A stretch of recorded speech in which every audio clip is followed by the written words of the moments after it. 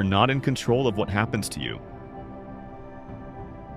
only of how you respond. Let's talk about one of the biggest illusions we all live with. It's a belief that's so deep, we almost never even think to question it.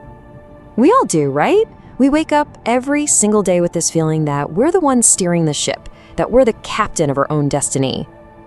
We believe we have total command over our plans, our detailed to-do lists, and, those big 5-year goals we set for ourselves. And from there, it's a short leap to believing we control our entire future, that the path of our life is going to unfold exactly the way we've mapped it out. We even fall into the trap of thinking we can manage how other people will react to our words, to our actions, to us. But here's the honest, hard truth.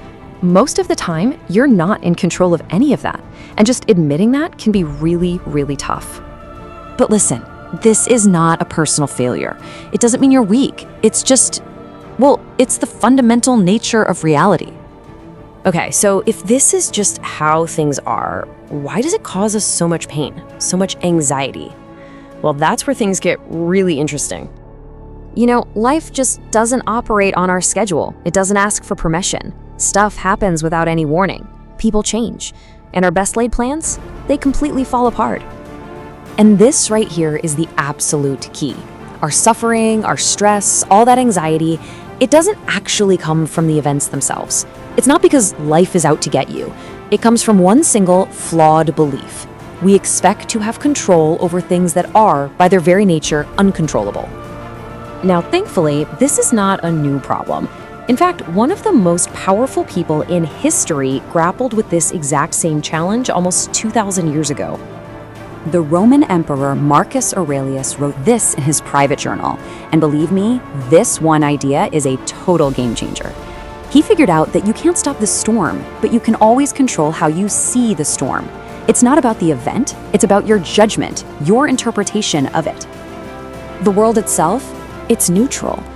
Getting stuck in traffic isn't inherently bad. A project failing isn't automatically a disaster. These are just things that happen. The meaning, the label of good or bad, that comes entirely from you. Just think about what makes you anxious. I bet it's almost always things you can't really manage. What other people think, guaranteeing a specific outcome, or getting the timing of something just right. And the more you try to force these things, the more you tighten your grip, the more stress and resistance you feel. It's like trying to hold water in your hand. The harder you squeeze, the faster it just slips right through your fingers. So, what's the alternative? If we let go of this whole illusion of control, what are we left with? Well, it turns out it's something far more powerful. Here is the incredible paradox. The very moment you stop fighting for control over the outside world, you don't become weaker. You actually get access to something way, way stronger. And that something is stability.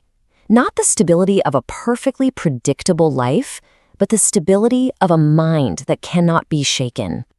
And this new strength doesn't come because life suddenly gets easy. It won't. It's because the war inside your own head finally stops. Your mind, no longer struggling against reality, just gets quiet. This really breaks it all down, doesn't it? On one side, you've got the outside world. What happens? Who lets you down? What you lose? You can't control it. But on the other side, that's your inner world, how you respond, what you choose to focus on, the story you tell yourself. That is your kingdom, and that is where your real power lives. So forget about controlling the world. Controlling your inner world, your reactions, your focus, that is the only power that truly matters. And this whole idea isn't just some dusty old theory. It was forged in the real world by one of the most remarkable leaders in all of history. These ideas come from a book called Meditations, but it was never written to be a book. It was the private journal of Marcus Aurelius, a man reminding himself how to live a good life, how to be a decent person, and honestly, how to maintain his sanity. I mean, just think about what this guy was dealing with. We're talking about constant war, a deadly plague, political betrayal, just unimaginable chaos. And yet, he found his strength by mastering the only thing he actually could, his own mind. So, let's bring it all home. You are not in control of life, but you are and you will always be in control of how you face it. And really living by that distinction, Well, that makes all the difference in the world.